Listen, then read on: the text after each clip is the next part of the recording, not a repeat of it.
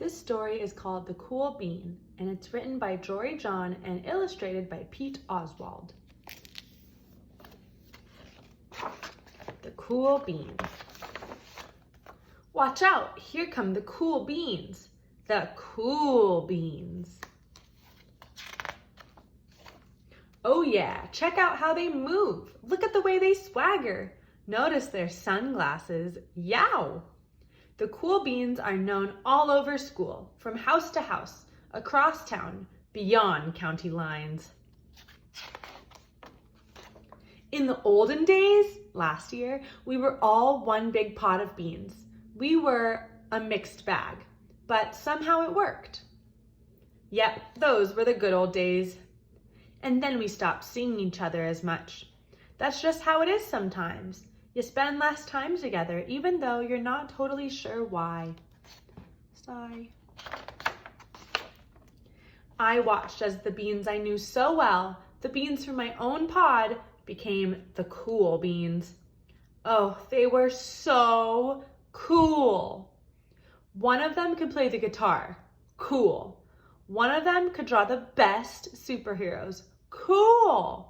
One of them could jump higher than any bean I'd ever known. Cool. Me? Well, I mostly stayed the same. Sure, I made some small changes. I wore sunglasses. Too big. I slicked my hair back. Too slick. I strutted around. Ow. I swaggered. Ooh. I was still picked last for everything. My clothes never seemed to fit. I snorted when I laughed. Honk. I walked into stuff. Whomp. I was an uncool bean for sure. I started thinking of myself as just a common bean with no special skills. I couldn't compete, so I didn't even try. I'd never be a cool bean. It seemed like there were two types of beans in the world. There were the cool beans and the beans like me.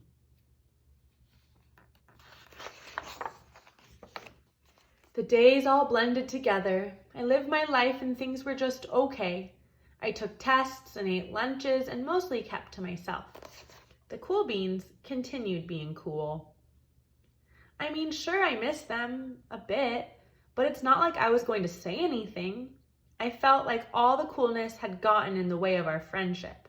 And that's how it went until one day.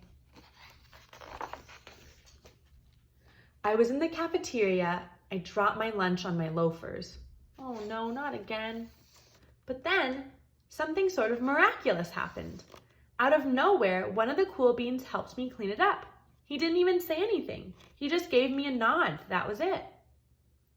Later, I was on the playground. I tripped and I scraped my knee and maybe cried a little bit, and everyone saw it. Another one of the cool beans came to my side and, without a word, he dusted me off.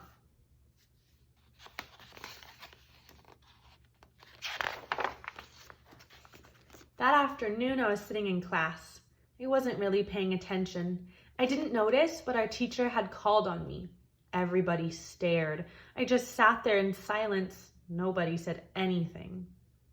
And then everyone just laughed at me. That was it. After today, I was officially a has-been.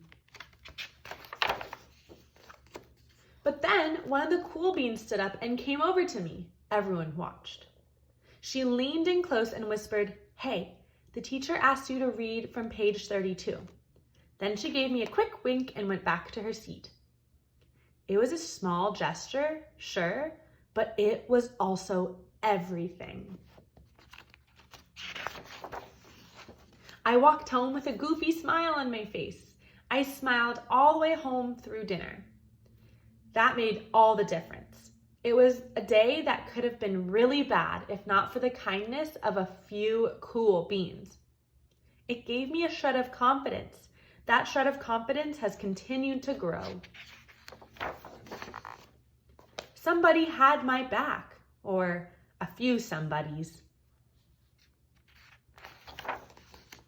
After that, I started hanging out with the cool beans again. How have you been? Get it? How have you been? Not all the time, but sometimes at lunch, after school, even on the weekends. Throughout all of this, I realized that it's not about how you look or any of that silly stuff. It's about a wink or a nod or a smile at just the right moment. It's about dusting somebody off, helping them up again, and pointing them in the right direction. You need a hand? Yes, please. Now that's cool.